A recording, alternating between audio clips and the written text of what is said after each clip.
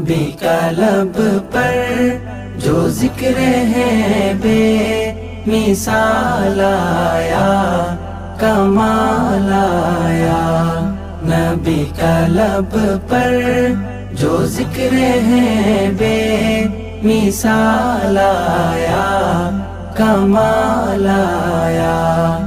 ঢাকা বিশ্ববিদ্যালয় সিরাত মাহফিল 2024 বাস্তবায়ন কমিটির প্রতি যারা আমাকে এখানে দাঁড়াবার সুযোগ করে দিয়েছেন, বিশেষভাবে অন্তঃস্থল থেকে কৃতজ্ঞতা জানাচ্ছি ঢাকা বিশ্ববিদ্যালয় কর্তৃপক্ষকে এই চমৎকার আয়োজনটি করবার অনুমতি প্রদান করবার জন্য এবং সার্বিক সর্বাত্মক সহযোগিতা করবার জন্য। আমি কোনো ভূমিকা ছাড়াই আমার মূল বক্তব্যে প্রবেশ করতে চাই। আজ 2024-এর যেই সময়টাতে আমরা দাঁড়িয়ে কথা বলছি, আজকের পৃথিবীতে দুর্বলদের পক্ষে কথা বলাটা ফ্যাশনে পরিণত হয়েছে। আপনারা জানেন, দুর্বল মানুষদেরকে নিয়ে কেউ কাজ করলে সমাজে তাকে হিরো মনে করা হয়। আজকের সমাজে দুর্বলদের নিয়ে কাজ করলে তাদেরকে নিয়ে মানুষ অনেক গর্ব করে। এটা গর্বের একটা ব্যাপার যে কেউ দুর্বলদেরকে নিয়ে কাজ করছে। আমরা সুন্নাহ ফাউন্ডেশন থেকে অসহায় দুস্থদের জন্য কাজ করছি। আপনারা অনেকে আমাদেরকে সেজন্য মোবারকবাদ জানাচ্ছেন, শুভেচ্ছা জানাচ্ছেন, আমাদেরকে প্রেরণা দিচ্ছেন। ধন্যবাদ আপনাদের প্রতি। কিন্তু আমি যেটি বলতে চাচ্ছি যে আজ থেকে ঠিক ১৫০০ বছর আগের পৃথিবীতে যদি আমরা ফিরে যাই, তাহলে আমরা লক্ষ্য করলে দেখতে পাবো সেই পৃথিবীতে দুর্বলদের পক্ষে কথা বলাটা ফ্যাশন তো দূরের কথা, সবচেয়ে বড় চ্যালেঞ্জের বিষয় ছিল। আজকের এই অনুকূল পৃথিবীতে দাঁড়িয়ে আপনি দাস-দাসীর অধিকার, আপনি শ্রমিকের অধিকার, আপনি নারীর অধিকার, আপনি অন্য ধর্মাবলম্বী সংখ্যালঘুদের অধিকার নিয়ে কথা বলতে পারেন। এই কথা বলাটা অনেক নিরাপদ, অনেক ফ্লেক্সিবল পরিবেশ আপনি দেখেন। কিন্তু মুহাম্মদ সাল্লাল্লাহু আলাইহি সাল্লাম যখন দুর্বলদের পক্ষে কথা বলেছেন, তখন পৃথিবীতে দুর্বলদের পক্ষে কথা বলাটা সহজ কাজ ছিল না। এটা লাইফ রিস্কের ব্যাপার ছিল, কিন্তু সেই কাজটা তিনি করেছেন। সম্মানিত উপস্থিতি, প্রিয় নবী সাল্লাল্লাহু আলাইহি সাল্লাম তিনি দুর্বলদের পক্ষে যে কথা বলেছেন, সেটা আজ আমরা অনেকে যে দুর্বলদের পক্ষে কথা বলি নানা পার্থিব উদ্দেশ্যে, তার সেই দুর্বলদের পক্ষাবলম্বনটা পার্থিব কোনো উদ্দেশ্যে ছিল না। আমরা অনেকে আজ দুর্বলদের পক্ষে কথা বলি কোনো সংস্থার কোনো প্রজেক্ট পাওয়ার জন্য। আমরা অনেকে দুর্বলদের পক্ষে কথা বলি কোনো প্রজেক্ট পেয়েছি সেই টাকা হালাল করবার জন্য। আমরা অনেকে দুর্বলদের পক্ষে কথা বলি সোশ্যাল মিডিয়াতে প্রচুর লাইক কমেন্ট পাওয়া যাবে সেজন্য। আমরা অনেকে দুর্বলদের পক্ষে কথা বলি এর পেছনে আমাদের পার্থিব কোনো স্বার্থ আছে সেই কারণে। মুহাম্মদ সাল্লাল্লাহু আলাইহি সাল্লাম সেই ব্যক্তি ছিলেন যিনি দুর্বলদের পক্ষে কথা বলেছেন প্রচন্ড প্রতিকূল পরিবেশে। তার সেই কথার বিপরীতে তাকে থ্যাঙ্কস বলার মতো পৃথিবীতে কোনো মানুষ ছিল না তখন। মুহাম্মদ সাল্লাল্লাহু আলাইহি সাল্লাম দুর্বলদের পক্ষে কি বলেছেন এটা নিয়ে ঘন্টাকে ঘন্টা কথা বললেও, কি করেছেন তাদের জন্য ঘন্টাকে ঘন্টা আলোচনা করলেও শেষ হবে না। কিন্তু সময় খুবই সংক্ষিপ্ত, আমি এই জন্য মোটা দাগে মূল কথাগুলোতে চলে যেতে চাই। সর্বপ্রথম যেটি বলতে চাই, প্রিয় নবী সাল্লাল্লাহু আলাইহি সাল্লামের আবু দাউদ, তিরমিজি এবং নাসাই বর্ণিত এক হাদিস থেকে আমরা জানতে পারি, তিনি বলেছেন, তোমরা তোমাদের যে সমস্ত দুর্বল মানুষেরা আছে সেই সমস্ত দুর্বল মানুষদের ব্যাপারে আমার কাছে তালাশ করবে, খোঁজ খবর নিবে, তাদের জন্য কোনো কিছুর প্রয়োজন হলে আমাকে বলবে। কেন? কারণ তোমরা জানো যে তোমাদের আল্লাহ তাআলার তরফ থেকে যে রিজিক প্রাপ্ত হও, ফাইন্নামা তুরজাকুন ওয়া তুনসারুনা বিদুআফাইকুম, তোমাদের যারা দুর্বল আছেন সে দুর্বল এবং অসহায় মানুষগুলোর উসিলায় তাদের কারণে আল্লাহ তাআলা তোমাদেরকে যুদ্ধ বিগ্রহে শত্রুর বিপক্ষে জয় দিয়ে থাকেন, সেগুলো তাদের কারণে দেন। আবার একইভাবে তোমাদের যে রিজিক আল্লাহ তাআলা দিয়ে থাকেন, এই রিজিকটা তোমাদের মধ্যে থাকা যে দুর্বল মানুষগুলো আছে তাদের কারণে আল্লাহ তাআলা দিয়ে থাকেন। সম্মানিত উপস্থিতি, এই হাদিসের মাধ্যমে নবী সাল্লাল্লাহু আলাইহি সাল্লাম বোঝাতে চেয়েছেন তার আশেপাশে দুর্বল মানুষেরাই বেশি থাকে।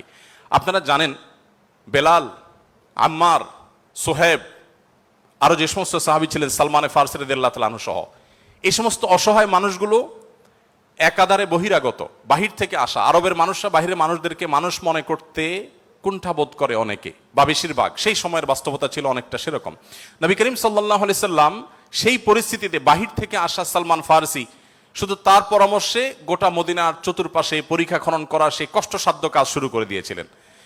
তিনি বেলাল রাদিয়াল্লাহু তাআলা আনহুর মতো একজন নিগ্রো, ইথিওপিয়ান এবং বাহির থেকে আসা কৃতদাস ছিলেন, সেই মানুষটিকে নবী সাল্লাল্লাহু আলাইহি সাল্লাম মুয়াজ্জিন বানিয়েছেন। আজ আমাদের সমাজে মুয়াজ্জিন মানে খুব সাদামাঠা একটা পদ, তখন মুয়াজ্জিন ছিলেন নবী করিম সাল্লাল্লাহু আলাইহি সাল্লামের পর সবচেয়ে মসজিদের মধ্যে থাকা সম্মানজনক পদ।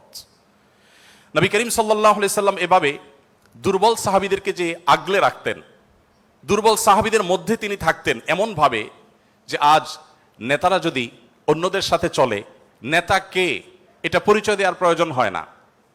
কোনো পাওয়ারফুল ব্যক্তি, কোনো নেতা, তিনি যদি তার অনুসারীদেরকে সাথে নিয়ে অনুসারীদের বেষ্টিত হয়ে হাঁটেন, তো তাকে চেনার জন্য কারো জিজ্ঞেস করতে হবে না। আমাদের প্রিয় নবী সাল্লাল্লাহু আলাইহি সাল্লাম তিনি যখন সাহাবীদের মধ্যে বসা থাকতেন, তখন বাহির থেকে আসা মানুষরা জিজ্ঞেস করতে হতো, মান ফিকুম মুহাম্মদ, তোমাদের মধ্যে মুহাম্মদ লোকটা কে? আপনি চিন্তা করুন, তার বসার মোড়টা এমন ছিল যে অন্য 10 জন সাধারণ সাহাবীর মধ্যে তিনি নিজেকে মিশিয়ে ফেলতেন। তার মধ্যে কোনো অহংকার ছিল না, এমন ভাবে দুর্বলদের সাথে নিজেকে মিশিয়ে ফেলতেন যে বাহির থেকে আসা মানুষ তার অ্যাটিটিউড দেখে, তার বডি ল্যাঙ্গুয়েজ দেখে চেনার কোনো উপায় ছিল না যে মোহাম্মদ নেতা লোকটি কে সাল্লাল্লাহু আলাইহি ওয়াসাল্লাম। সম্মানিত উপস্থিতি, ঠিক একইভাবে আমরা জানি নবী করিম সাল্লাল্লাহু আলাইহি ওয়াসাল্লাম কারা জান্নাতবাসী, জান্নাতি লোকদের মার্কা কি, সেটা বলতে গিয়ে বলেছেন যে আলা আখবিরুকুম বিআহলিল জান্নাহ, তোমাদেরকে কি আমি বলে দিব না যে তোমাদের মধ্যে বিচরণকারী মানুষদের মধ্যে কারা কারা জান্নাতি। জান্নাতি হিসাবে তোমরা কাদেরকে সুধারণা করতে পারো, তাদের আলামত কি, যে আলামত দেখে তুমি অনুমান করবে, আন্দাজ করবে লোকটা জান্নাতি। নবী করিম সাল্লাল্লাহু আলাইহি ওয়াসাল্লামের পর নিজে জবাব দিয়ে বলেছেন, কুল্লু দাঈফিন মুতাদাঈফ, যে সমস্ত মানুষগুলো দুর্বল, বিনয়ী, নিরীহ, এই মানুষগুলো জান্নাতি। অর্থাৎ যদি তাদের ঈমান অন্য সব বিষয়গুলো ঠিকঠাক থাকে, পাশাপাশি তিনি যদি নিরীহ গোছের হন, বিনয়ী হন, বিনম্র হন, তিনি যদি খুব বেশি অহংকারী, অনেক বেশি রূঢ় স্বভাবের না হন, তাহলে এই মানুষগুলো জান্নাতি হওয়ার এটি একটি বড় লক্ষণ। এখানে নবী করিম সাল্লাল্লাহু আলাইহি ওয়াসাল্লাম দুর্বলতাকে জান্নাতি হওয়ার, নবী সাল্লাল্লাহু আলাইহি ওয়াসাল্লাম দুর্বলতাকে বা বিনয়কে জান্নাতি হওয়ার লক্ষণ হিসাবে উল্লেখ করেছেন। এখান থেকে বোঝা যায় দুর্বলদের অবস্থান তার কাছে কেমন ছিল। আমরা নবী সাল্লাল্লাহু আলাইহি ওয়াসাল্লামের যে দুর্বলদের প্রতি তার যে ভালোবাসা, তার যে তাদের অধিকার আদায়ের প্রচেষ্টা, তাদেরকে সমাজে তাদের যথাযথ অধিকার ফিরিয়ে দেওয়ার প্রচেষ্টা, সে সম্পর্কে যদি আমরা কয়েকটা উপমা দিতে চাই, আমরা একজন একজন করে বলতে চাই। নারীদের ব্যাপারে বলতে চাই, ইতিমধ্যে ওবায়দুল্লাহ হামজা সাহেব আলোচনা করেছেন নারীদের সম্পর্কে, কিছু কথা হয়তো রিপিট হবে, তারপর আমি সংক্ষেপে শুধুমাত্র টাচ করে যাই। আপনারা জানেন নবী সাল্লাল্লাহু আলাইহি ওয়াসাল্লাম যে সমাজে এসেছেন, সেই সমাজে নারী হিসেবে জন্মগ্রহণ করাটা এটা একটা অপরাধ ছিল। জীবন্ত কন্যাকে নিজের বাবা নিজে হাতে পুঁতে ফেলতো শুধুমাত্র কন্যা হওয়ার কারণে। আল্লাহ কোরআনে বলেছেন, ওয়া ইযা বুশিরা আহাদুহুম বিল উনসা যাল্লা ওয়াজহুহু মুসওয়াদ্দান ওয়া হুয়া কাযীম, কারোর কন্যা সন্তান হয়েছে এই সংবাদটা তাকে দেয়া হলে তার মুখটা কালো হয়ে যেত। এরকম ভয়ঙ্কর এক বাস্তবতার মধ্যে নবী সাল্লাল্লাহু আলাইহি ওয়াসাল্লাম এসেছেন। আমি আবারও বলছি, আজকের সমাজে নারী অধিকার নিয়ে কথা বলা এটা অনেক সহজ। নারী অধিকার নিয়ে কথা বলা মানুষগুলোর জন্মেরও বহু বছর আগে নবী সাল্লাল্লাহু আলাইহি ওয়াসাল্লাম শুধু নারী অধিকার নিয়ে কথা বলেন নাই, জীবন্ত কবরস্থ করা হতো যেখানে কন্যা সন্তানকে, সেই জায়গা থেকে তুলে নারীকে সবচেয়ে সম্মানের সর্বোচ্চ আসনে বসিয়ে তারপর তিনি দুনিয়া থেকে গেছেন। নবী সাল্লাল্লাহু আলাইহি ওয়াসাল্লাম নারীদের জন্য কি করেছেন? কোরআনে আল্লাহ তাআলা বলেছেন, ওয়া আশিরুহুন্না বিল মারুফ, হে পুরুষেরা তোমরা তোমাদের স্ত্রীদের সাথে যথাযথভাবে সুন্দরতম উপায়ে তাদের সাথে বসবাস করো, তোমাদের জীবনাতিপাত করো, সংসার করো ভালোভাবে, খারাপভাবে তাদের সাথে তোমরা সংসার করবে না, সতর্ক করেছেন। কোরআনে কারিমে একটি সূরা আছে, আপনারা জানেন, সূরার নাম হলো সূরাতুন নিসা, অর্থাৎ নারীগণের সূরা। কোরআনে কিন্তু পুরুষগণের সূরা নামে কোনো সূরা নেই, সূরাতুর রিজাল নামে কোনো সূরা নেই, কিন্তু সূরাতুন নিসা নামে সূরা আছে, এবং সেটা ছোটখাটো 2-4-5 আয়াতের সূরা না, কোরআনের সবচেয়ে বড় সূরাগুলোর একটি। এবং কোরআনে শুধুমাত্র নারীদের বিধিবিধান বর্ণনা করবার জন্য সূরা তাহরিম, সূরা তালাক, অনেকগুলো সূরা আল্লাহ তাআলা নাজিল করেছেন স্পেশাল নারীদের বিধিবিধান বর্ণনা করবার জন্য। পুরুষদের জন্য আলাদা কোনো স্পেশাল বিধিবিধান, তাদের অধিকার, তাদের করণীয়, তাদের বিষয়গুলোকে আলোকপাত করবার জন্য কোনো আলাদা স্পেশাল কোনো সূরা নেই। আপনারা জানেন কোরআনে আল্লাহ রাব্বুল আলামিন নারীদের সম্পর্কে যত আলোচনা করেছেন, শুধু সেগুলোই ঘন্টায় ঘন্টা আলোচনা করলে শেষ করা যাবে না। প্রিয় নবী সাল্লাল্লাহু আলাইহি ওয়াসাল্লাম তার, আপনারা জানেন, একাধিক স্ত্রী ছিলেন। একাধিক স্ত্রী থাকলে দাম্পত্য জীবনে টুকটাক মনোমালিন্য হয়, তার ক্ষেত্রেও হয়েছে। তিনি কখনো কোনো নারীর গায়ে আঘাত করেননি, কোনো নারীকে কখনো প্রহার করেননি, তার জীবনে একটি বারের জন্য সে ঘটনা ঘটেনি। আপনারা অনেকে হয়তো শুনে থাকবেন, উহুদের যুদ্ধে প্রিয় নবী সাল্লাল্লাহু আলাইহি ওয়াসাল্লামের তরবারি একজন সাহাবীকে দেয়া হয়েছে। তিনি দূর থেকে লক্ষ্য করলেন একজন নারী খুব বিভৎস একটি দৃশ্যের অবতারণা করেছেন, তার নাম ছিল হিন্দা, আপনারা জানেন। তিনি নবী করিম সাল্লাল্লাহু আলাইহি ওয়াসাল্লামের প্রিয় চাচার লাশ কেটে কলিজা বের করে চাবাচ্ছেন। এরকম নির্মম এবং পাশবিক অত্যন্ত ভয়ঙ্কর একটি চিত্র ওই সাহাবী দেখতে পেয়ে নবী সাল্লাল্লাহু আলাইহি ওয়াসাল্লামের তরবারি তার হাতে, তিনি দৌড়ে দূর থেকে আফসা আফসা দেখছেন, কাছাকাছি গেলেন। কাছাকাছি গিয়ে দেখতে পেলেন, দূর থেকে তিনি বুঝতে পারেন না যে ইনি ভদ্রলোক না ভদ্র মহিলা। খুব কাছে এসে দেখলেন যে তিনি একজন নারী। তিনি তখন বলেছেন পরবর্তীতে যে আমি তরবারিটা তুলেছিলাম যে তার শিরকে আমি তার ধড় থেকে, দেহ থেকে আলাদা করে দিব। কিন্তু তৎক্ষণাৎ আমার মনে হলো এই তরবারিটা তো সেই মানুষটার, যে মানুষ কোনোদিন কোনো নারীর গায়ে আঘাত করেন নাই। আমি যত কঠিন দৃশ্যই দেখি না কেন, আমি নবী সাল্লাল্লাহু আলাইহি সাল্লামের তরবারি দিয়ে কোনো নারীকে আঘাত করতে পারি না। তিনি সেই অবস্থাতে এরকম ভয়ঙ্কর একটি দৃশ্য দেখার পরও নবী করিম সাল্লাল্লাহু আলাইহি সাল্লামের জীবন চরিত্রের মধ্যে তিনি নারীদেরকে যেভাবে সম্মান দিতেন, মর্যাদা দিতেন, শুধুমাত্র সেই বিষয়টিকে স্মরণ করে তরবারিকে খাপে ঢুকিয়ে তিনি সেখান থেকে ফিরে এলেন। প্রিয় নবী সাল্লাল্লাহু আলাইহি ওয়াসাল্লাম তিনি যুদ্ধের ময়দানে কয়েক শ্রেণী মানুষকে কোনোভাবেই যেন হত্যা না করা হয় তার জন্য আগে থেকে বলে রেখেছেন, এবং যুদ্ধের আগে যোদ্ধাদেরকে, মুজাহিদদেরকে বলে রাখতেন, খবরদার রণাঙ্গনে শত্রুপক্ষের অন্য সব মানুষকে আঘাত করলো, নারীদেরকে আঘাত করবে না। আপনারা এই জন্য সাহাবীদের মধ্যে পুরুষ সাহাবীদের শহীদ হওয়ার অনেক লম্বা ফিরিস্তি বা লিস্ট আপনারা দেখতে পান। মহিলা সাহাবীদের লিস্ট খুব বেশি একটা দেখা যায় না, যদিও পুরুষদের আল্লাহর জন্য জীবন উৎসর্গ করার এই পথের সর্বপ্রথম পথ নির্দেশ করেছেন যিনি, অবাক করা বিষয় হলো তিনি একজন নারী, সুমাইয়া রাদিয়াল্লাহু তাআলা আনহা। প্রিয় ভাইরা আমার, নবী করিম সাল্লাল্লাহু আলাইহি সাল্লাম তার জীবনের একেবারে শেষের দিকের বক্তব্যগুলোর, ভাষণগুলোর একটি ছিল ইস্তাউসু বিন নিসাই খায়রা, তোমরা নারীদের ব্যাপারে আমার কাছ থেকে ভালো ওসিয়ত গ্রহণ করো। অর্থাৎ আমি তোমাদেরকে ওসিয়ত করছি, আমি জীবনের শেষ মুহূর্তে, অন্তিম মুহূর্তে তোমাদেরকে উপদেশ দিচ্ছি, নারীদের বেলায়, মহিলাদের ব্যাপারে তোমরা ভালো আচরণ করবে, এটি আমার কাছ থেকে শুনে রাখো। নবী করিম সাল্লাল্লাহু আলাইহি ওয়াসাল্লাম তিনি তিনটি জিনিসকে খুব বেশি ভালোবাসতেন, তিনটি জিনিস তার কাছে খুব বেশি প্রিয় ছিল। আপনারা অনেকে হাদিসটি জানেন। তার একটি ছিল সুগন্ধি, তিনি পারফিউম, আতর খুব পছন্দ করতেন। আরেকটি ছিল সালাত, নামাজ, এটি তার চক্ষু শীতলতার কারণ ছিল, তার অনেক ভালো লাগতো নামাজ আদায় করতে। আরেকটি ছিল নারী। এখানে নারী প্রিয়র অর্থ হলো বাবা এবং মায়ের মধ্যে নবী সাল্লাল্লাহু আলাইহি সাল্লাম বাবার চাইতে মাকে বেশি প্রায়োরিটি দিতেন। সন্তানের মধ্যে ছেলে এবং মেয়ের মধ্যে মেয়েকে বেশি ভালোবাসতেন, এত বেশি ভালোবাসতেন যে প্রিয় নবী সাল্লাল্লাহু আলাইহি সাল্লামকে আল্লাহ তাআলা ছেলে সন্তান দিয়েছেন, তাদের সবাইকে শৈশবে মৃত্যু দিয়েছেন, তার একমাত্র চারটি কন্যা সন্তানকে বাঁচিয়ে রেখেছেন। দিন শেষে তিনি কন্যাদের বাবা হয়ে বেঁচে ছিলেন, ছেলেদের বাবা হয়ে বেঁচে ছিলেন না। ঠিক একইভাবে প্রিয় নবী সাল্লাল্লাহু আলাইহি সাল্লামের আরেকটা হাদিস সহিহ মুসলিমে বর্ণিত হয়েছে, আমরা জানি নবী সাল্লাল্লাহু আলাইহি সাল্লাম বলেছেন, কেউ যদি তার দুটি কন্যা সন্তানকে প্রাপ্তবয়স্ক হওয়া পর্যন্ত সুন্দর আচরণ করে, যথাযথভাবে লালন পালন করে, কোনো প্রকার বৈষম্য না করে, অবিচার না করে, তাদের প্রতি সদাচরণ করে, তো কিয়ামতের ময়দানে নবী সাল্লাল্লাহু আলাইহি সাল্লাম বলেছেন সেই লোক শুধু জান্নাতে যাবে না, কিয়ামতের দিন আল্লাহ নবী সাল্লাল্লাহু আলাইহি সাল্লাম বলেছেন আনা ওয়া হুয়া কাহাতাইন, সে এই দুটি আঙ্গুল যেরকম পাশাপাশি অবস্থান করছে জান্নাতে আমার ঠিক কাছাকাছি এইভাবে অবস্থান করবে, দুটি কন্যা সন্তানকে যথাযথভাবে পালন করবার কারণে। আমি জানি না আপনারা নিশ্চয় অনেকে অনেক হাদিস পড়ে থাকবেন, আপনারা এমন কোন হাদিস পেয়েছেন কিনা যে 1 ডজন ছেলে সন্তান লালন পালন করলে এইরকম কোন ফজিলত এর কথা কোথাও বলা হয়েছে? আপনারা দেখেছেন এরকম কোন হাদিস? আমি অন্তত পাই নাই যে 1 ডজন ছেলে লালন পালন করেছে কোনো মা বাবা, তার বিনিময়ে তাদেরকে নবী সাল্লাল্লাহু আলাইহি সাল্লাম বলেছে যে 12টা যেহেতু করেছে, 2টা মেয়ের বিপরীতে 12টা ছেলে করেছে, একটা পুরস্কার হোক না, এরকম কোন পুরস্কারের কথা আমার জানা নেই। এরপরে যখন এক শ্রেণী মানুষ বলে যে ইসলাম নারীদেরকে ঠকিয়েছে, তখন তাদের ব্যাপারে কি বলা যায় সেটা আপনারা ঠিক করবেন। সম্মানিত উপস্থিতি, নবী করিম সাল্লাল্লাহু আলাইহি ওয়াসাল্লাম বলেছেন, কোনো বাবা, কোনো অভিভাবক, কোনো প্যারেন্টস, কোনো মা যদি কোনো কন্যার কারণে কন্যা দায়গ্রস্ত হয়ে পড়েন, সমাজের মানুষের কুসংস্কারের কারণে যদি তার মুখটা ছোট হয়ে যায়, কোনো কারণে তিনি যদি কোণঠা সময় পরিস্থিতির মধ্যে পড়ে যান, এরপরও তিনি যদি সেই মেয়েদেরকে লালন পালন করার ক্ষেত্রে কোনো কার্পণ্য না করেন, সমাজের বিরুদ্ধে দাঁড়িয়ে বুক টান টান করে যদি তার কন্যাদেরকে তিনি ভালোবাসা দেন, সদাচরণ করেন, তাদের অধিকার যথাযথভাবে দিয়ে দেন, দুঃখিত, তাহলে সেক্ষেত্রে নবী সাল্লাল্লাহু আলাইহি সাল্লাম বলেছেন এই কন্যাদের প্রতি সদাচরণ করবার কারণে জাহান্নাম থেকে মুক্তির কারণ হবে কিয়ামতের ময়দানে ওই ব্যক্তির জন্য। এটি নবী সাল্লাল্লাহু আলাইহি সাল্লামের আরো বহু হাদিস আছে, আমি আর সেদিকে যাব না, শুধুমাত্র একটি হাদিস বলে শেষ করব। সেটা হলো, আপনারা জানেন নবী করিম সাল্লাল্লাহু আলাইহি সাল্লামকে জিজ্ঞাসা করা হলো, ইয়া রাসূলুল্লাহ মান আহাক্কুন নাসি বিহুসনি সুহবাতি, আমার সবচেয়ে ভালো আচরণ পাওয়ার অধিকারটা কার?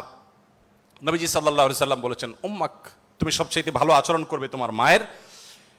এরপর জিজ্ঞাসা করা হলো, হে আল্লাহর রাসূল তারপর?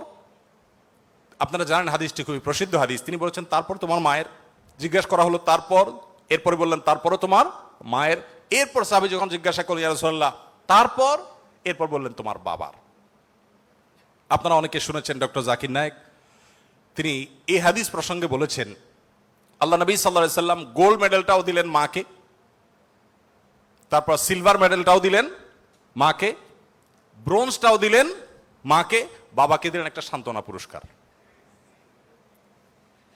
এরপরে যদি কেউ বলে যে ইসলাম নারীদেরকে ঠকিয়েছে, যে যুক্তিতে বলে সেটা আপনারাও জানেন আমিও জানি। বলা হয় বাবার সম্পদে ছেলে যদি 2 টাকা পায়, মেয়ে 1 টাকা পায়, এখানে মেয়ের প্রতি অবিচার করা হয়েছে। আপনারা জানেন এর মতো হাস্যকর একটা দাবি আরেকটি হতে পারে না। কারণ ছেলে বেচারা, এতক্ষণ শুধু মেয়েদের কথা বলছি, আসেন একটু ছেলেদেরকে আমরা দুর্বল হিসেবে দেখি। ছেলে বেচারা প্রাপ্তবয়স্ক হওয়ার পর বাবা মা তার ভরণ পোষণ দিতে বাধ্য নন। যদি বাবা মা বলেন যে তুমি প্রাপ্তবয়স্ক হয়ে গেছো, তোমার চাল ডাল তুমি জোগাড় করো, বাবা মা সেটা বলতে পারেন, সে রাইট তাদের আছে। বিয়ে এখনো বেচারা করে নাই, মাত্র প্রাপ্তবয়স্ক হয়েছে। এরপর প্রাপ্তবয়স্ক হওয়ার পর যখন বিয়ে শাদী চিন্তা করে, বাপ মা এটা বলতেই পারেন যে বাবা তোমার বিয়ে শাদীর টাকা তুমি জোগাড় করো, আমি তোমার বইয়ের গহনা কিনে দিব, মোহর জোগাড় করব, তোমার খরচ খরচা দিব। এটা বাবা মা করতে বাধ্য নন শরীয়তের দৃষ্টিকোণ থেকে, ছেলেরটা ছেলেকেই জোগাড় করতে হবে। আপনাদের অনেকগুলো প্রশ্ন আমার কাছে আসছে, এর মধ্যে সবচেয়ে কমন যে প্রশ্ন বারবার এসেছে সেটা হলো যুবকদের প্রশ্ন, বাবা মা বিয়ে দিতে চায় না, আমরা কি করব? আমি সে প্রশ্ন উত্তরে যেতে পারবো কিনা জানি না, তবে তরুণদের আহাজারে আমাকে খুব কষ্ট দেয়। কারণ আমি খুব বেশি বয়সে বিয়ে করিনি, আমি এখন নানা হয়েছি, আপনারা অনেকে জানেন। আমার এই বয়সে আমি নানা হয়েছি, এটা অনেকে শুনলে আসমান থেকে নাজিল হওয়ার উপক্রম হয় যে কিভাবে সম্ভব। তো আমি বলি, আমি আমার সংসার জীবন গোছানো শেষ, আমি এবং আমার মিসেস সহ বাকি জীবন আরামের সাথে দেশ বিদেশ যদি ঘুরেও বেড়াই, আল্লাহ বিল্লাহ করে বাকি জীবন কাটিয়ে দিই, আমার কোনো টেনশন নাই, কারণ আমার সংসারের সব সেট আপ করা শেষ। সে সমস্ত মানুষদেরকে দেখে আমার করুণা হয়, মায়া হয়, যারা আর্লি ম্যারেজকে দোষণীয় মনে করে, তারা অনেক বেশি দেরি করে তথাকথিত নিজের পায়ে দাঁড়ানোর কথা বলে 30-35 পার হওয়ার পর বিবাহ শাদী করেন। এই মানুষগুলো তাদের ছেলে মেয়ে হইতে হইতে, প্রথম তো আবার ছেলে মেয়ে নেওয়া যাবে না, একটা লম্বা সময় এনজয় করতে হবে, 40-এর পর হয়ে যায় ছেলে মেয়ে হতে হতে। এরপর এই ছেলে পড়ালেখা করে গ্রাজুয়েশন করতে করতে 55-60 ছুঁই ছুঁই হয়ে যায়, ততক্ষণে সংসারের ঘানি টানতে থাকে। আল্লাহ না করুন ছেলেটা যদি অমানুষ হয়, এই বেচারা বৃদ্ধ বয়সে আর যাওয়ার কোনো উপায় নাই। আবার সন্তান তো 1টা বা 2টা বেশি নেওয়া যাবে না, তাহলে তার দুঃখের কোনো শেষ আছে? আর আমার সব কিছু কমপ্লিট। এখন ছেলে মেয়ে যদি বেশি বেতাল হয়, বেলাইন হয়, সোজা কানটা মলে দিয়ে দরজা দেখা দিতে কোনো অসুবিধা নাই। কারণ আমার 2nd, 3rd, 4th অপশন আছে, অনেকগুলো সন্তান আছে। আর দ্বিতীয়ত আমার বয়সে এখনো অনেকখানি বাকি আছে। যাই হোক, আমি সেদিকে যাচ্ছি না। আমি যেটা বলছিলাম সেটা হলো ছেলেদের এই বেচারাদের যে অসহায়ত্ব, এটার কথা কেউ বলে না। দেখেন, আমিও নারীদের ওয়াজি করে গেলাম, ছেলেদের অসহায়ত্বের কথা একটু বলি। এই বেচারারা যতদিন বাবার সংসারে থাকবে, তোমার ঘানি তুমি টানো, বাবা মা বাধ্য না। মেয়েকে কিন্তু এটা বাবা বা মা বলতে পারেন না। এরপর যখন বিয়ে হবে, বিয়ের সময় ওই যে ছেলেরা চিরকুট নিয়ে আসে, হুজুর একটু বলে দেন আমার আব্বা এখানে আছে। আমি পল্টনে একটা হোটেলের উদ্বোধনী দিনে আমার এক বন্ধু মানুষ সেখানে গেছিলাম, এক ছেলে তার বাবাকে ধরে আমার কাছে নিয়ে আসছে, এসে বলছে হুজুর আপনার অনেক ওয়াজ শুনছি, আজকে আমার বাপরে হাতের কাছে পাইছি, আমাকে বিয়ে দেন। আমি বহু বলছি, আজকে আপনি হাতে নাতে বলেন। আমি নিজের লজ্জা লাল হয়ে গেলাম যে ছেলে কি বেহায়ার মতো কথা। যাই হোক, তো এই বেচারারা বিয়ে করতে যাবে, বাপ বলে যে কি করো তুমি, বিয়ে করবে মানে টাকা কামাই করো। মেয়েদের বিয়ের সময় কি বাবা মা এটা বলে তুমি কয় টাকা কামাই করছো তোমার বিয়ে দিব? বলার সুযোগই নাই, রাইটই নাই। এরপরে বিয়েটা যখন হয়ে যায়, এই বেচারা এতদিন নিজের পেট পালা লাগতো, এখন বউয়ের পেট পালো, ছেলে মেয়ের পেট পালো, অর্থাৎ তাদের রিজিকের ব্যবস্থা করো, তাদের উপার্জনের দায় দায়িত্ব তার। নিজের বাবা মা যদি বৃদ্ধ হয়ে যান, অসহায় হয়ে যান, তাদের দায়িত্ব তার। বাপের বাড়ি যাওয়ার সময় বাজারটা তার করতে হয়, শ্বশুর বাড়ি যাওয়ার সময় মিষ্টির প্যাকেটটার টাকাও তাকে দিতে হয়। শতভাগ খরচ ছেলের, শতভাগ খরচ কার? ছেলের। আর বাপের সম্পদে পাবে হলো 2 টাকা, 2 আনা, আর মেয়ে পাবে 1 টাকা। তার অন্যের খরচ তো দূরের কথা, নিজের খরচই তার উপরে বর্তায় না। ইসলাম কি তাকে কম দিয়েছে না বেশি দিয়েছে? একজনকে 2 টাকা দিয়ে বাজারে পাঠিয়ে বিরাট বড় ফর্দ দেখাই দিয়েছেন, এতগুলো সব তোমাকে আনতে হবে। আরেকজনকে 1 টাকা দিয়ে বললেন যে তুমি শুধুমাত্র এই টাকা দিয়া যা খুশি তা করতে পারো। তাহলে এই 1 টাকা যাকে দেওয়া হয়েছে তার অধিকার কি কম দেওয়া হয়েছে না বেশি দেওয়া হয়েছে? আল্লাহর সাথে পাল্লা দিলে গোল্লা যাওয়া ছাড়া কোনো উপায় থাকে না। যারা নিজের বিবেক দিয়ে আল্লাহ সুবহানাহু ওয়া তাআলার বিচারকে, বিশ্লেষণকে বিচার করতে চায়, তারা আল্লাহর উপরে ওই যে খোদার উপরে খোদাগিরি বলে যে সে মূর্খতা ছাড়া আর কিছুই করছে না। আমি শ্রদ্ধা রেখে তাদের প্রতি এটা বলতে বাধ্য হলাম। যাই হোক, আমি যেটা বলছিলাম যে নবী সাল্লাল্লাহু আলাইহি ওয়াসাল্লাম মেয়েদের সম্পর্কে এত কথা বলেছেন। দেখুন যে মা হিসাবে মেয়েদের মর্যাদা এত বেশি। ইমাম মালিক রহমতুল্লাহ আলাইহি একটি চমৎকার কথা বলেছেন। তিনি বলেছেন যে আল আম্বিয়াউ আবুল বানাত। আপনারা অবাক হবেন, যত নবী রাসূল পৃথিবীতে এসেছেন বেশিরভাগ নবী রাসূলদেরকে আল্লাহ তাআলা ছেলে সন্তান না দিয়ে মেয়ে সন্তান দিয়েছেন। যাই হোক, মেয়েদের ব্যাপারে কথা বেশি হয়ে যাচ্ছে, এক পেশে হয়ে যাচ্ছে, আমরা একটু অন্য কোন অপশনে চলে যাই। এরপরে যেটি বলতে চাই তা হলো বিধবা এবং ইয়েতিমদের ব্যাপারে। দেখুন, ইয়েতিম বিধবার ব্যাপারে নবী করিম সাল্লাল্লাহু আলাইহি ওয়াসাল্লাম বলেছেন, বুখারীতে হাদিসটি বর্ণিত হয়েছে, আস-সাইলাল আরমালাতি ওয়াল মাসাকি কাল মুজাহিদি ফি সাবিলিল্লাহ আও কাল্লাযী ইয়াকুমুল লাইলা ওয়া ইয়াসুমুন নাহার। যে ব্যক্তি কোনো বিধবার ব্যয়ভারের দায়িত্ব গ্রহণ করবে, যে ব্যক্তি কোনো ইয়েতিমের লালন পালনের দায়িত্ব গ্রহণ করবে, অভিভাবকত্বের দায়িত্ব গ্রহণ করবে, নবী সাল্লাল্লাহু আলাইহি ওয়াসাল্লাম বলেছেন এই ব্যক্তি আল্লাহর রাস্তায় রণাঙ্গনে জিহাদরত ব্যক্তি আল্লাহর কাছে যে মর্যাদা লাভ করবে, নিজের জায়গায় বসে থেকে অসহায় বিধবার দায়িত্ব, বিধবা ভাতা দিয়ে তার দায়িত্ব গ্রহণ করলে এই ব্যক্তিকে আল্লাহ তাআলা সেই মর্যাদা দান করবেন। আপনি এরকম কোন হাদিস দেখাতে পারবেন না যে একটা লোক বেচারার বউ মরে গেছে, মন মরা থাকে, যদি কোনো ভদ্র মহিলা তার আশ্রয় দেওয়ার জন্য তিনি অনুপযুক্ত হওয়া সত্ত্বেও নিজেকে পেশ করেন, উপস্থাপন করেন আর তার আশ্রয় হয়ে যান, তাহলে নবী সাল্লাল্লাহু আলাইহি ওয়াসাল্লাম বলেছেন তার এই পুরস্কার আছে। নিশ্চয়ই ভালো কাজের সওয়াব আছে, কিন্তু আলাদা পার্টিকুলার কোনো সওয়াবের কথা নবী সাল্লাল্লাহু আলাইহি ওয়াসাল্লাম বলেন নাই। কিন্তু একজন বিধবার ব্যাপারে কিন্তু সেই কথা বলা হয়েছে। ইয়েতিমের ব্যাপারে নবী সাল্লাল্লাহু আলাইহি ওয়াসাল্লাম বলেছেন, আনা ওয়া কাফিদুল ইয়াতিমি কাহাতাইন। আমি এবং ইয়েতিমের অভিভাবক, যিনি ইয়েতিমের দায়িত্ব নেন, এই দুইজন এই দুটি আঙ্গুলের মতো পাশাপাশি জান্নাতে অবস্থান করবো। আপনারা অনেকে বলতে পারেন যে জান্নাতে এই লোক নবীর কাছে থাকবে, এর আগে শুনলাম 2টা কন্যা লালন পালন করলে সেও নবী সাল্লাল্লাহু আলাইহি ওয়াসাল্লাম কাছে থাকবে, তো নবী সাল্লাল্লাহু আলাইহি ওয়াসাল্লামের কাছে কতজন থাকবে? আসলে দুনিয়াতে আমরা একজনের সাথে আরেকজন হাঁটতে পারি, আখিরাতকে আমরা দুনিয়ার মতো কম্পেয়ার করি বা বিবেচনা করি, আখিরাতের বিষয়টা সম্পূর্ণ ভিন্ন। নবী সাল্লাল্লাহু আলাইহি ওয়াসাল্লামের জান্নাত এটা তো দুনিয়ার কোনো প্রাসাদের মতো হবে না, বিশাল বড় জগৎ নিয়ে হবে। সবচেয়ে ছোট জান্নাতে যে গোটা পৃথিবীর সমান 10 পৃথিবীর সমপরিমাণ জান্নাত তিনি পাবেন। মহাশূন্য সম্পর্কে আমরা ধারণা পাওয়ার পর আমাদের কাছে এটা খুব সহজ মনে হয় যে পৃথিবীর অন্যান্য পৃথিবীর বাইরে যে আল্লাহ তাআলার মহা সৃষ্টি আছে সেগুলোর তুলনায় পৃথিবী খুব ক্ষুদ্র। যখন পৃথিবীতে এগুলো আবিষ্কার হয় না, আপনি চিন্তা করুন তখনকার মুসলমানদের জন্য ঈমান আনা কতটা কঠিন ছিল, যে কিভাবে এত বড় জান্নাত দিবেন আল্লাহ তাআলা, কোথায় এত জায়গা।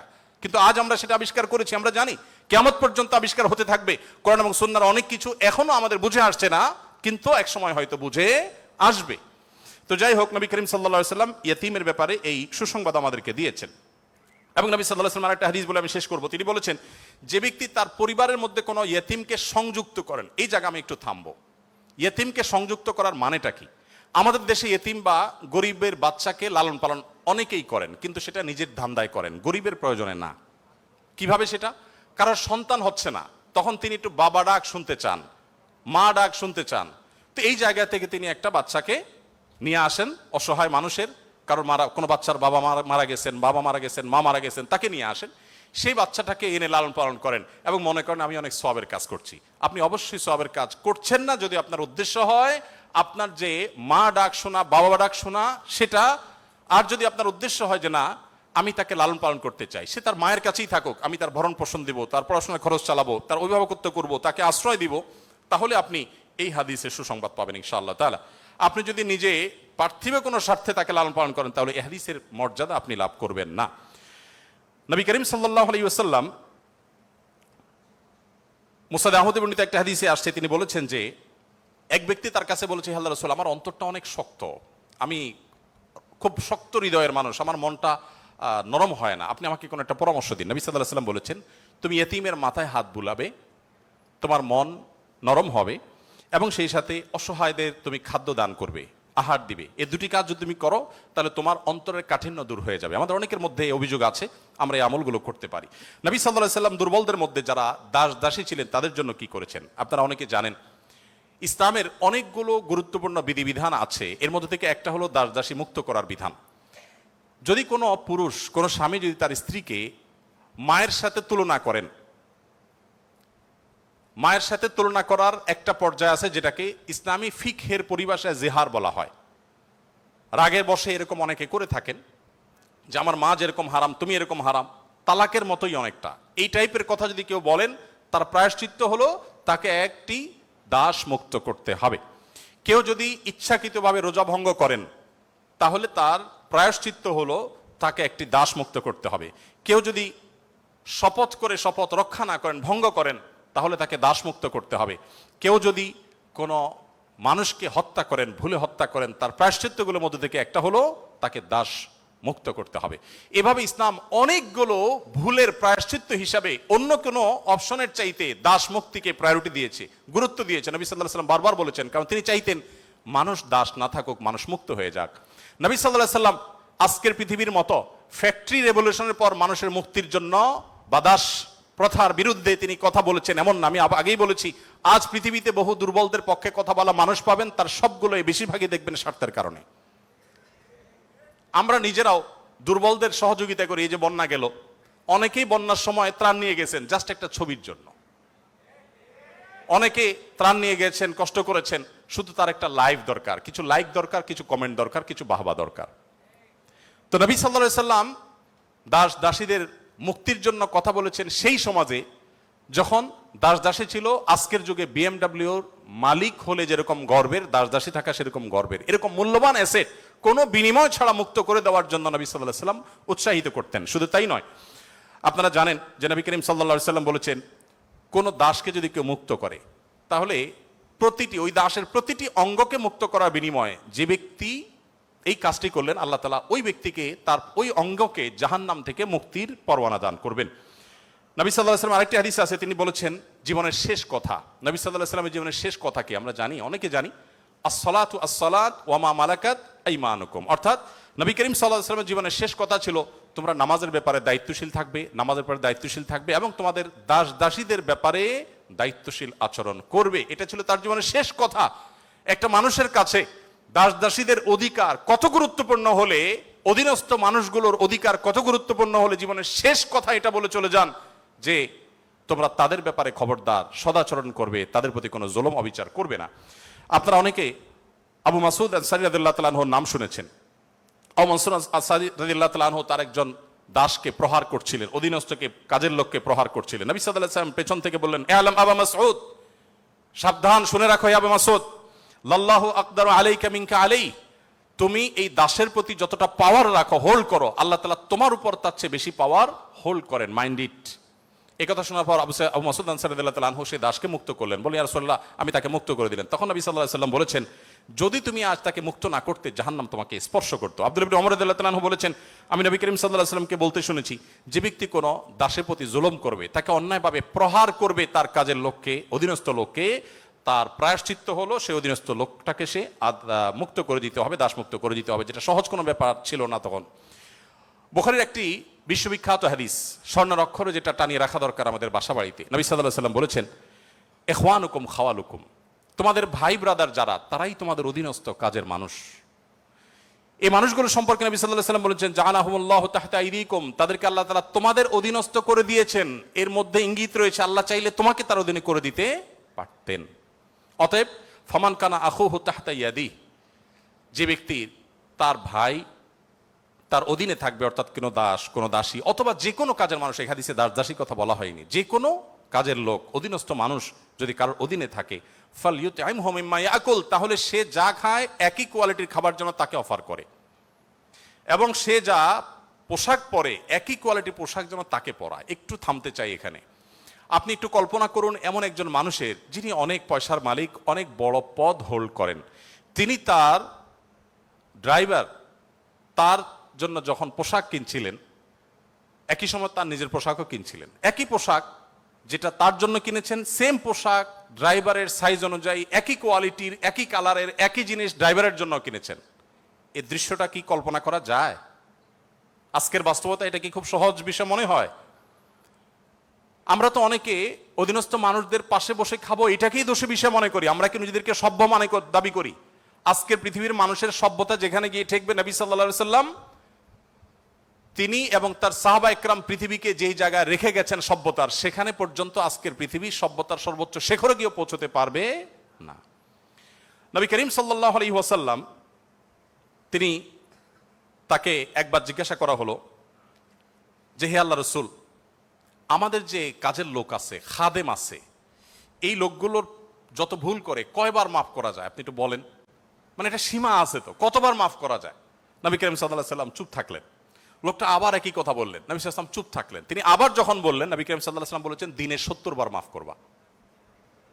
কতবার? এর মানে হলো তুমি নিজেকে নিয়ন্ত্রণহীন করবে না। এই বিষয়ে অবশ্য ওয়াজ করা অনেক সহজ, আমল করা অনেক কঠিন। আল্লাহ তাআলা আমাদেরকে আমলের তৌফিক দান করুন।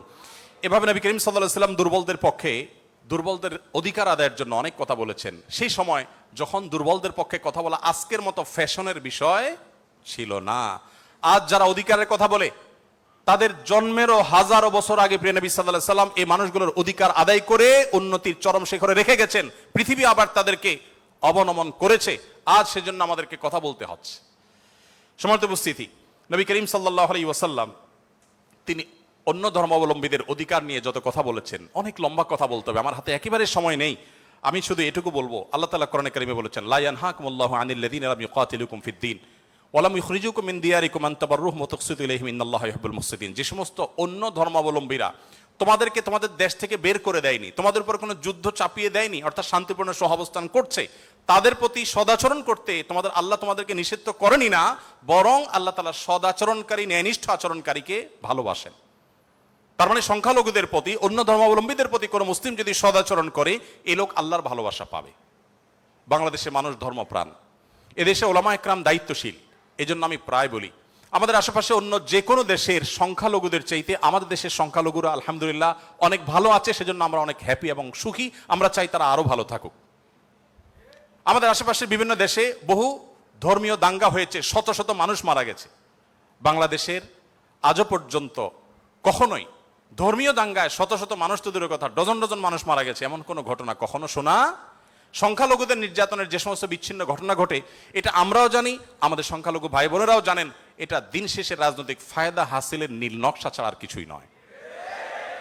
বাংলাদেশের সবচেয়ে বড় ধর্মীয় শিক্ষা প্রতিষ্ঠান হাটহাজারী মাদ্রাসার ঠিক কোল ঘেঁষে একটা মন্দির, আমি সেই মাদ্রাসার ছাত্র। এত প্রাচীন এই মন্দির এবং মাদ্রাসাও প্রাচীন, শতবর্ষী মাদ্রাসা এবং প্রাচীন মন্দির। কেউ বলতে পারবে না যে মাদ্রাসার হাজার হাজার ছাত্রের কেউ কোনোদিন একটা ঢিল সেই মন্দিরে নিক্ষেপ করেছেন অথবা মন্দির থেকে পাল্টা এরকম কিছু হয়েছে, কেউ বলতে পারবে না। বাংলাদেশের মানুষের সাম্প্রদায়িক সম্প্রীতির যে উদ্যম দৃষ্টান্ত, পৃথিবীর অনেক উন্নত দেশেও সে দৃষ্টান্ত নাই। এটা আমরা কোত্থেকে পেয়েছি? ইসলাম থেকে পেয়েছি। আমাদের সংখ্যালঘু ভাই বোনদের প্রতি সদাচরণ করতে আমাদের ইসলাম বলে, ভালো মুসলিম হওয়ার প্রয়োজনে আমাদের এটা করতে হচ্ছে। অথবা আমরা যত বেশি ভালো মুসলিম হতে পারবো, আমাদের সংখ্যালঘু ভাই বোনরাও তত নিরাপদে থাকবেন। নবী সাল্লাল্লাহু আলাইহি ওয়াসাল্লাম বলেছেন, যেই ব্যক্তি কোনো অমুসলিম, যিনি মুসলিম ভূখণ্ডে বসবাস করার পারমিশন নিয়ে আসছেন, ধরুন বাইরে থেকে ভিসা নিয়ে এসছেন, অনুমোদিত তার বসবাসটা, এরকম কোন অন্য ধর্মাবলম্বীকে যদি কোনো মুসলমান হত্যা করে, এই মুসলমান এই হত্যার কারণে জান্নাত তো দূরের কথা, জান্নাতের ঘ্রাণও সে পাবে না। মানুষটা কিন্তু অন্য ধর্মাবলম্বী। নবী সাল্লাল্লাহু আলাইহি ওয়াসাল্লাম একটা ইহুদির লাশ নিয়ে যাওয়া হচ্ছিল, তিনি সম্মান প্রদর্শন করলেন। সাহাবীরা বললেন, ইয়া রাসূলুল্লাহ, ইহুদির লাশ আপনি সম্মান প্রদর্শন করছেন? নবী সাল্লাল্লাহু আলাইহি ওয়াসাল্লাম বলেছেন, আলাইসাত নাফসা, সে কি মানুষ না? লোকটা ইহুদি হতে পারে কিন্তু তিনি মানুষ না। আব্দুল্লাহ ইবনে ওমর রাদিয়াল্লাহু তাআলার বাসায় ছাগল জবে হয়েছে, তিনি বাহির থেকে এসে জিজ্ঞাসা করলেন, আহাদাইতুম লিজারনাল ইয়াহুদি, আমাদের ইহুদি প্রতিবেশী বাসায় গোশত পাঠিয়েছো? বাসার লোকজন বলল না তো। তখন তিনি বললেন, আল্লাহ রাসূল সাল্লাল্লাহু আলাইহি ওয়াসাল্লাম প্রতিবেশীর অধিকার নিয়ে এত কথা বলেছেন যে নিজের সম্পদে তাদের হিস্সা আল্লাহ তাআলা নির্ধারণ করে দেওয়ার উপক্রম হয়েছিল, আর তোমরা কেন প্রতিবেশী বাসায় খাবার পাঠাওনি? আমাদেরকে আরো ডেভেলপ করতে হবে। আমাদের আশেপাশে কোনো হিন্দু বসবাস করেন, আপনার পাশে ফ্ল্যাটে, পাশের বাড়িতে, আপনি কয়দিন তার বাসায় খাবার পাঠিয়েছেন, গিফট পাঠিয়েছেন? অথচ ইসলাম কিন্তু সেই নির্দেশ আমাদেরকে করে। যাই হোক, নবী করিম সাল্লাল্লাহু আলাইহি ওয়াসাল্লাম চতুষ্পদ জন্তু, পশু পাখির প্রতি তার যে দয়া ছিল, তারা দুর্বল, তারা অসহায়, তাদের পক্ষে নবী সাল্লাল্লাহু আলাইহি ওয়াসাল্লামের যে অবস্থান ছিল। একবার আপনারা জানেন বিখ্যাত হাদিস, নবী সাল্লাল্লাহু আলাইহি ওয়াসাল্লাম বলেছেন যে অনেক আগের একটি ঘটনা, এক লোক তিনি যাচ্ছিলেন কোথাও পানি পান করার জন্য, কোন একটা কুয়াতে তিনি নেমেছেন, উঠে দেখতে পেলেন একটি কুকুর পিপাসায় সেরকম উসফুস করছে, তখন তিনি তার পোশাক খুলে পানিতে চিবিয়ে ওই কুকুরকে খাওয়ালেন। এই হাদিসটি দুই রকম আছে, একজন পুরুষের ক্ষেত্রে আছে তিনি তার পায়ের মোজা খুলেছেন, একজন নারীর কথা আছে তিনি তার ওড়না খুলে এই কাজটি করেছেন। ওই নারী ব্যভিচারিণী হওয়া সত্ত্বেও আল্লাহ তাআলা একটি প্রাণীর প্রতি এই ভালোবাসা, এই সম্প্রীতি দেখাবার জন্য তাকে মাফ এবং নাজাত দিয়েছেন। নবী সাল্লাল্লাহু আলাইহি সাল্লাম বলেছেন যে এর বিপরীতে একজন নারী, আপনারা সেটাও শুনেছেন অনেকে, যে একটি ইবাদত গুজার একজন নারী একটি বিড়ালকে বেঁধে রেখেছিলেন এবং সে বিড়ালকে বেঁধে রাখতে রাখতে এক পর্যায়ে না খেয়ে বিড়ালটি মারা গেছে, তাকে খাদ্য দেননি। শুধুমাত্র এই কারণে তিনি ইবাদত গুজার হওয়া সত্ত্বেও আল্লাহ তাআলা ওই নারীকে জাহান্নামী হিসাবে ঘোষণা করেছেন, শুধুমাত্র একটা প্রাণীর জীবনের প্রতি এই হেয়ালিপনা করার জন্য। এখন প্রাণী তো দূরের কথা, মানুষের জীবন আমরা শেষ করে ফেলছি নির্দয়ভাবে। নবী করিম সাল্লাল্লাহু আলাইহি সাল্লামের আরো হাদিস আমরা জানি, একটা পাখির দুটি বাচ্চাকে কেউ একজন ধরে নিয়ে গেলেন। নবী আলাইহিস সালাম যখন দেখলেন এই কাজটি কেউ করেছে, তখন বললেন যে কে কাজটি করেছো? তখন নবী করিম সাল্লাল্লাহু আলাইহি সাল্লাম তাকে ডেকে বললেন, যাও, এই যে পাখি, মা পাখিটা সে ছটপট করছে আমি দেখতে পাচ্ছি, এই বাচ্চাগুলোকে সেখানে রেখে আসো, এটা তোমার জন্য জায়েজ নাই, মা পাখির বাচ্চাগুলোকে তুমি ছিনিয়ে আনবে জাস্ট তোমার বিনোদনের জন্য। তখন নবী করিম সাল্লাল্লাহু আলাইহি সাল্লাম ওই নির্দেশ সাহাবীকে করেছেন এবং ভৎসনা করেছেন এই কাজটি করবার জন্য। এর বিপরীতে আরেকটা ঘটনা আমরা জানি, এর পাশাপাশি আরেকটা ঘটনা আমরা জানি, নবী সাল্লাল্লাহু আলাইহি সাল্লাম এক ব্যক্তিকে দেখলেন তিনি পিপিলিকার উপদ্রব থেকে বাঁচার জন্য আগুন দিয়ে পোড়াচ্ছেন। তিনি বলেছেন, খবরদার, লা ইউআযযিবু বিন-নার ইল্লা রাব্বুন নার, আগুন দিয়ে পুড়িয়ে নির্মম ভাবে তুমি এটাকে হত্যা করতে পারো না। যদি হত্যা করতেই হয় তাহলে তুমি এমনি পিষে মেরে ফেলো, অন্য কোনো ভাবে মেরে ফেলো, নির্মম ভাবে তুমি মারতে পারো না। আমাদের অনেককে দেখবেন যে ওই যে এক ধরনের আঠা পাওয়া যায় ইঁদুর মারার, সে আঠা দিয়ে ইঁদুর মারার চেষ্টা করেন, নির্মম ভাবে হত্যা করা বা নিধন করা, এটা জায়েজ নাই। সে আপনাকে উপদ্রব করে, আপনি হত্যা করতে পারেন, কিন্তু নির্মম ভাবে হত্যা করবার বা হত্যাকে আপনি এনজয় করবেন এই অধিকার আপনাকে ইসলাম দেয়নি। নবী করিম সাল্লাল্লাহু আলাইহি ওয়াসাল্লাম তার সাহাবী সাঈদ ইবনে জুবায়ের বলেছেন যে সাহাবী আব্দুল্লাহ ইবনে ওমর রাদিয়াল্লাহু তাআলা আনহু একবার যাচ্ছিলেন, দেখলেন যে কুরাইশের কিছু যুবক কিছু পাখিকে বেঁধে রেখে তীর নিক্ষেপ করছিলেন হাত সই করার জন্য, এবং ওই পাখিগুলোর যে মালিক তাকে বলেছেন যেটা লাগবে না মিস হবে, ওই তীরটা তোমার, বিনিময়ে তুমি তীর পেয়ে যাবে, আর লাগলে তো পাখি মারা যাবে। এটা জাস্ট মজা করছিল তারা। দেখেন আল্লাহ নবী সাল্লাল্লাহু আলাইহি ওয়াসাল্লামের সাহাবী আব্দুল্লাহ ইবনে ওমর যখন এসেছেন, জাস্ট তাকে দেখেছে, দেখার সাথে সাথে দৌড়ে পালিয়ে গেছে তারা, ওই যুবকরা, কারণ জানেন যে নবী সাল্লাল্লাহু আলাইহি ওয়াসাল্লামের সাহাবী কোন প্রাণীর প্রতি নির্মমতাকে সহ্য করবেন না, চলে গেছে তারা। তখন এবার আব্দুল্লাহ ইবনে ওমর রাদিয়াল্লাহু তাআলা আনহু বলেছেন, আল্লাহ লানত এবং অভিশাপ নাজিল হয় ওই মানুষগুলোর প্রতি যারা কোনো প্রাণীকে এরকম বিনোদনের জন্য জাস্ট তীর মেরে, গুলি মেরে বিভিন্নভাবে লক্ষ্যবস্তু তাদেরকে বানায়। নবী করিম সাল্লাল্লাহু আলাইহি ওয়াসাল্লামের জীবনের বহু ঘটনা আছে, আমরা বলে শেষ করতে পারবো না, আমি একেবারে শেষের দিকে চলে আসছি। একবার নবী করিম সাল্লাল্লাহু আলাইহি ওয়াসাল্লাম একটি ওট দেখতে পেলেন, খুব ক্ষীণকায়, জীর্ণশীর্ণ, দুর্বল, এবং তার চোখে পানি। নবী সাল্লাল্লাহু আলাইহি ওয়াসাল্লাম তার শরীরের উপরে খুব আলতো করে হাত বুলিয়ে দিলেন। তখন সেই ওটের আচরণ দেখে বর্ণনাকারী সাহাবী বলছেন মনে হচ্ছিল সে অনেকটা প্রশান্তি অনুভব করেছে। তখন তিনি ওটের মালিককে ডেকে বললেন যে এই ওটকে তুমি কেন ভালো করে খাবার দাবার দাও না, তার ব্যাপারে তুমি আল্লাহকে কেন ভয় করো? নবী সাল্লাল্লাহু আলাইহি ওয়াসাল্লাম তাকে সতর্ক করলেন। ঠিক একইভাবে নবী সাল্লাল্লাহু আলাইহি ওয়াসাল্লাম ঐতিহাসিক একটি হাদিস সহিহ মুসলিম বর্ণিত, তিনি বলেছেন, ইন্নাল্লাহা কাতাবাল ইহসানা আলা কুল্লি শাই ফাইদা কাতালতুম ফাহসিনুল কিতলাহ ওয়া ইযা যাবাহতুম ফাহসিনুজ যিবহা। যদি কেউ কোন প্রাণীকে জবে করতে হয়, জবে করে খেতে হয়, আল্লাহ তার জন্য হালাল করেছেন, সেও যেন নির্মম ভাবে জবে না করে। এই জন্য ছুরি যেন ভালো করে ধার দিয়ে নেয়, যাতে করে পশুর প্রতি নির্মমতা করতে করতে ধীরে ধীরে তাকে যেন হত্যা করতে না হয়। এমনকি কোনো মানুষকে যদি মৃত্যুদণ্ড দিতে হয়, তাকেও যেন নির্মম ভাবে হত্যা না করা হয়। প্রয়োজনে তাকে যদি মৃত্যুদণ্ড দিতে হয়, এমনকি রণাঙ্গনে যদি শত্রুপক্ষ হয়, নির্মম ভাবে তার অঙ্গ প্রত্যঙ্গ কেটে টুকরা টুকরা করবেন, এই নির্মমতা করার অনুমতি ইসলাম আপনাকে দেয়নি। আপনাকে মানুষ হতে বলেছে ইসলাম। নবী সাল্লাল্লাহু আলাইহি ওয়াসাল্লাম এক ব্যক্তিকে দেখলেন যে তিনি তার কোন একটা পশু জবাই করার জন্য শুইয়ে তারপরে সেই পশু ছুরি ধার দিচ্ছেন। একদিক থেকে শুয়েছেন, হয়তো পাও দিয়ে ফাড়া দিয়ে ধরে রেখেছেন, আর অপর দিক থেকে হাত দিয়ে তিনি ছুরি ধার দিচ্ছিলেন। নবী সাল্লাল্লাহু আলাইহি ওয়াসাল্লাম বলেছেন যে আতুরিদু আন তুমিতাহা মাউতা, তুমি কি চাও এই প্রাণীটাকে কয়েকবার হত্যা করতে? কেন তুমি আগে ছুরি ধার দিয়ে আনো নাই? নবী করিম সাল্লাল্লাহু আলাইহি ওয়াসাল্লাম একটি গাধার পাশ দিয়ে যাচ্ছিলেন, দেখতে পেলেন যে গাধাটার উপরে কেউ ছ্যাঁক দিয়েছে, কোন লোহাটো হাতে দাগ দিয়ে ছ্যাঁক দিয়েছে, ক্ষতবিক্ষত হয়েছে। নবী সাল্লাল্লাহু আলাইহি ওয়াসাল্লাম বলেছেন, লাআনাল্লাহুল্লাযী ওয়াসামা, যে ব্যক্তি গাধাটাকে ছ্যাঁক দিয়েছে, আল্লাহর লানত, আল্লাহর রহমত থেকে সে বঞ্চিত হয়ে অভিশাপ তার উপরে নাজিল হবে। নবী করিম সাল্লাল্লাহু আলাইহি ওয়াসাল্লাম এক ব্যক্তিকে দেখলেন যে তিনি বলছেন, হে আল্লাহর রাসূল, আমি যখন ছাগল জবে করি তখন আমি যাতে অপ্রয়োজনে কষ্ট দিতে না হয়, নির্মমতা করতে না হয়, সেদিকটা খেয়াল করে। নবী সাল্লাল্লাহু আলাইহি ওয়াসাল্লাম বলেছেন, রাহিমাকুল্লাহ, তুমি যদি ছাগলের প্রতি দয়া পরবশ হও, আল্লাহ তাআলা তোমার প্রতি দয়া পরবশ হবেন। ভাইরা আমার, এমনকি তৃণলতা গাছপালা এগুলো প্রয়োজন ছাড়া যদি কেউ কাটে, নবী সাল্লাল্লাহু আলাইহি ওয়াসাল্লাম বলেছেন ওই ব্যক্তির মাথায় আল্লাহ তাআলা জাহান্নামের আগুন নিক্ষেপ করেন, প্রয়োজন ছাড়া যদি বৃক্ষ নিধন করে কেউ। আমি যদি সারাদিন সারারাত বলি, হয়তো নবী সাল্লাল্লাহু আলাইহি ওয়াসাল্লাম দুর্বলদের অধিকার আদায়ের জন্য কি করেছেন, শুধু কথা বলেননি, কি করেছেন সেগুলো বলে হয়তো শেষ করা যাবে না।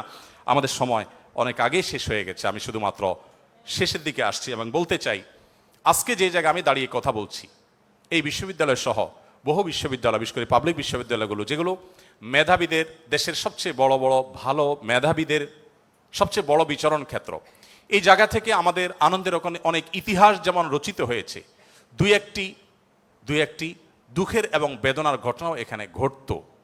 তার মধ্যে থেকে একটি হলো র্যাগিংয়ের ঘটনা।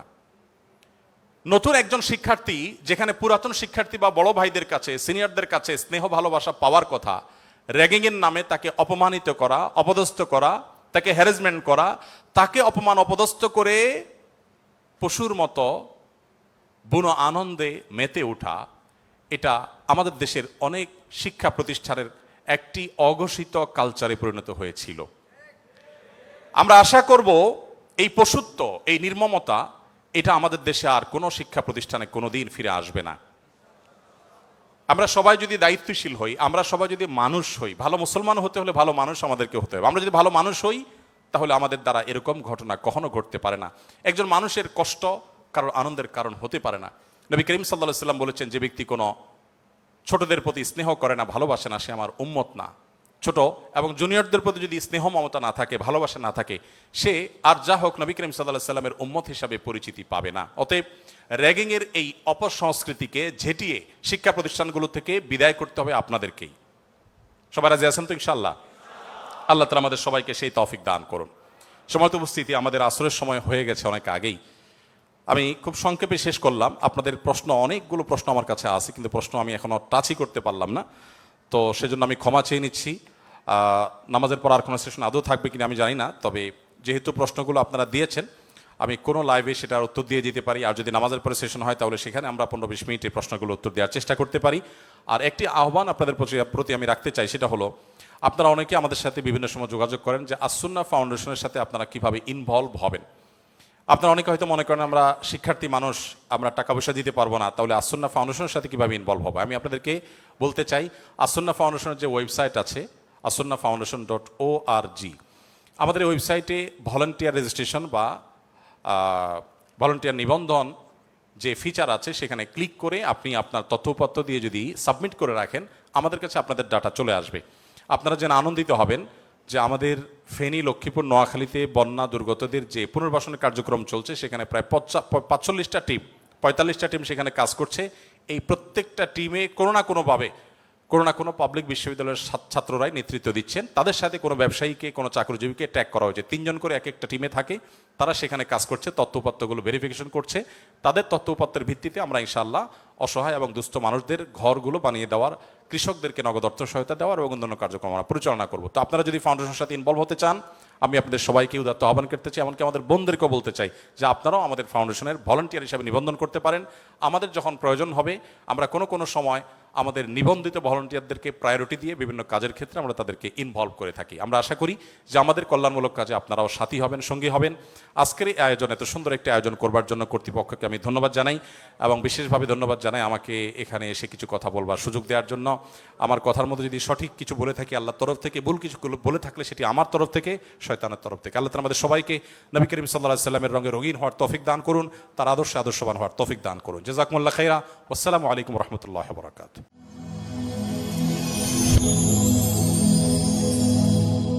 Rose TV 24.